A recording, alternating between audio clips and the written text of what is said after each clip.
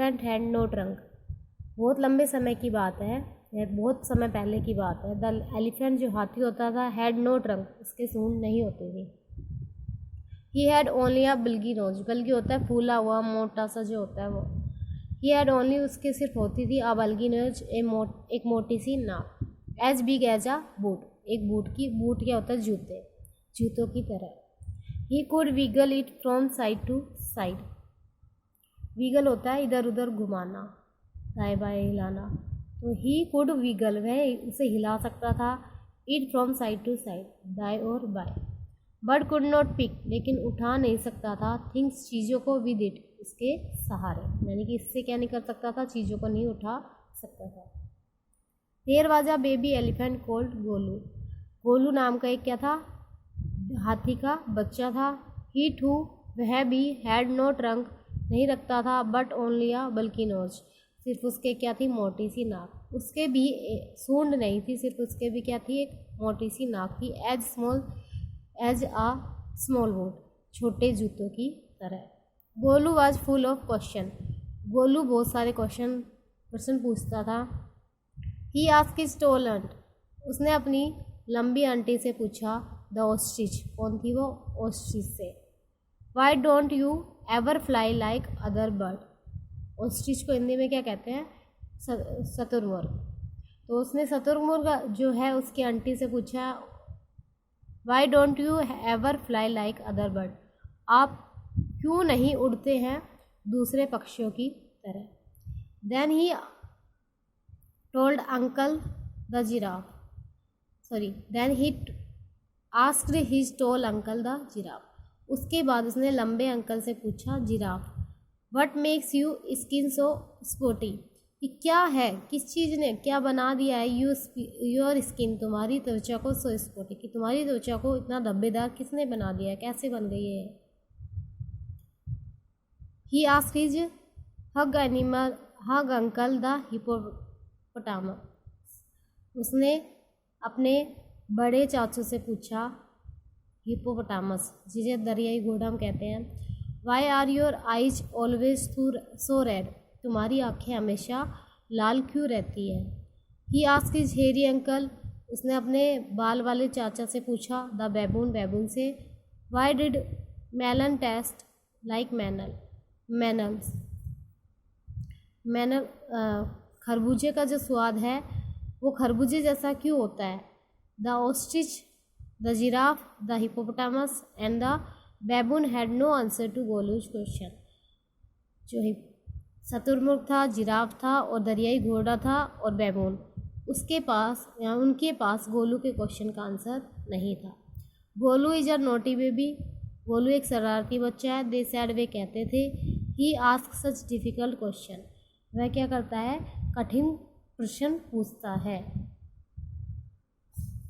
One day Golu met the myna bird sitting in the middle of a bush and he ask her, एक दिन गोलू मैना पक्षी से मिलता है, sitting in the middle of a bush, जो झाड़ियों में बैठी हुई थी।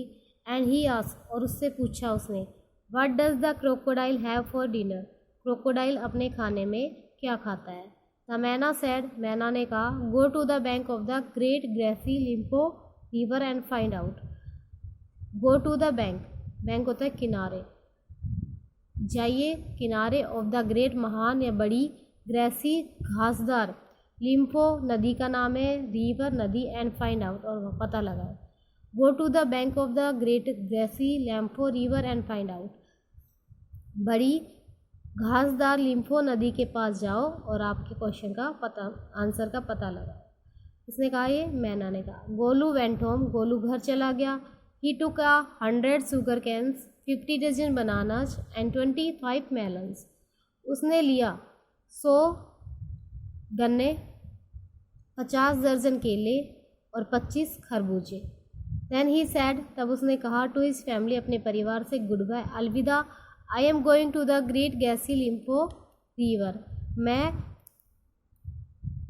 बड़ी ग्रेसी जो घासदार लिम्फो नदी है उस पर जा रहा हूँ।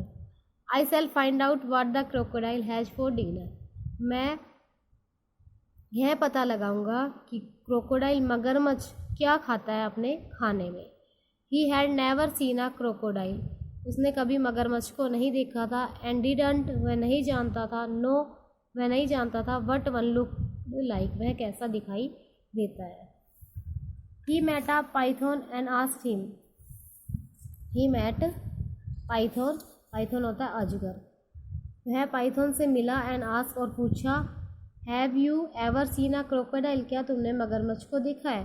What does he look like, वह कैसा दिखाई देता है। What does he have for dinner, वह खाने में क्या खाता है। The python uncoiled himself, coil होता है कुंडली मारकर बैठना, और अनकोइल्ड उसका अपोजिट हो गया तो वह कुंडली को खोलना। The python uncoiled himself from the branch of a tree but said nothing, python अजगर ने अपनी कुंडली को खोला, अपने आप को खोला, फ्रॉम द ब्रांच शाखा से, ऑफ अ ट्री पेड़ के, बट सेड नथिंग, लेकिन उसने कुछ नहीं कहा। Golu politely help him, Golu ने उसकी विनम्रता से मदद की। टू कोइल अराउंड, वापस से कुंडली मारने में, द ब्रांच शाखा पर अगेन, एंड सेड, और कहा, गुड बाय टू हिम, अलविदा।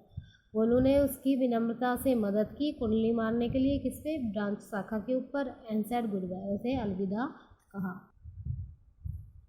Golu moved on eating sugar canes, bananas and melon, Golu चलता रहा, ईटिंग शुगर कैन्स गन्नों को खाते हुए, बनानाज केलों को खाते हुए, एंड मेलन्स खरबूजों को, यानी कि गोलू इन सब चीज़ों को खाते हुए आगे बढ़ता रहा अपने रास्ते में। आफ्टर अ फ्यू डेज, कुछ दिनों के बाद, ही रीच्ड, वह पहुंचा, the very edge of the great greasy Limpopo river, edge होता है किनारा, एक बड़े से किनारे के पास, ग्रेसी लिम्फो रिवर की घासदार लिम्फो नदी के पास में।